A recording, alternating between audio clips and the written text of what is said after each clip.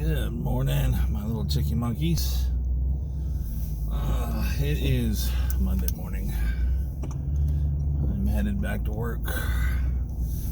I've had a long 3-day weekend, much needed rest after working like a dog for over 3 weeks now, almost 4 weeks now. Jumping right back into it. I'd probably be working again till like 10 o'clock at night like I have been. Essential, that's kind of hilarious. My industry for years, telephone and cable TV were not real utilities, and now we're considered essential. When this is all said and done, I think all the essential employees should get a month off, and the rest of the world can take care of shit for us.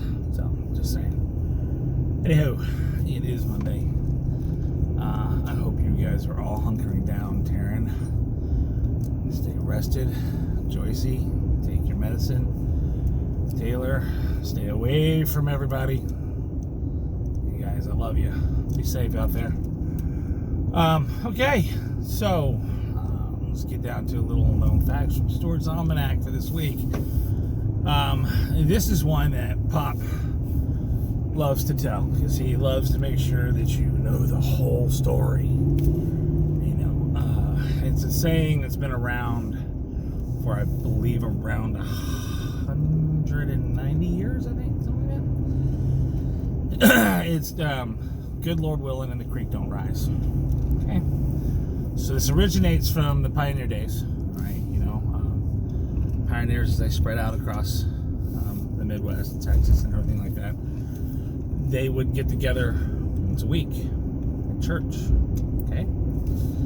And they'd all gather and they'd have their lunches after church and everything, and socialize and stuff. And when everybody would leave, the common greeting would be, "I'll see you next Sunday, good Lord willing, and the creek don't rise."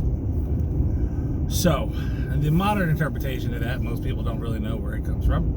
And everybody thinks, oh, well, the storms and stuff, if the rivers flooded and they couldn't cross, right? Well, okay. Yeah, sure, kind of. But that's not where it originated from.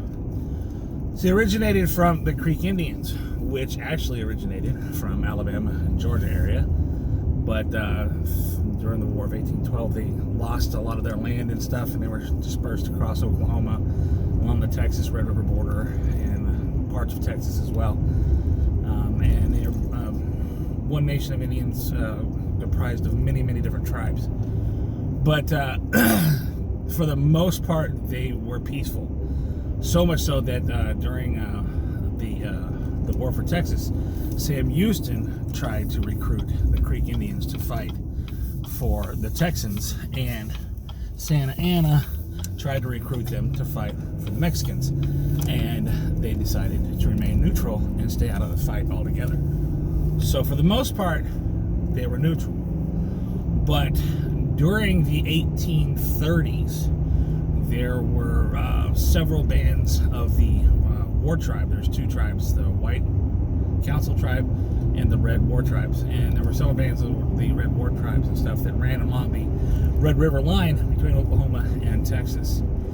And every so often, they would rise and they'd rustle cattle, horses and stuff, and take them back across to Oklahoma. And there would be occasional murders, scalpings, and such like that. So that was called a creek uprising when something like that would happen. So during that time, the 1830s, late 1830s, early 1840s, the saying became, good Lord willing, and the creek don't rise. Because if the creek rose, there was trouble going on, and nobody would be there at church because they'd be defending their homes and everything like that. So that's the history, little known facts of Stewart's Almanac. Pop always likes to make sure everybody knows the real story. And yeah, I love you all. I will talk to you again soon. Good Lord willing, and the creek don't rise. Love, peace, and chicken grease, y'all.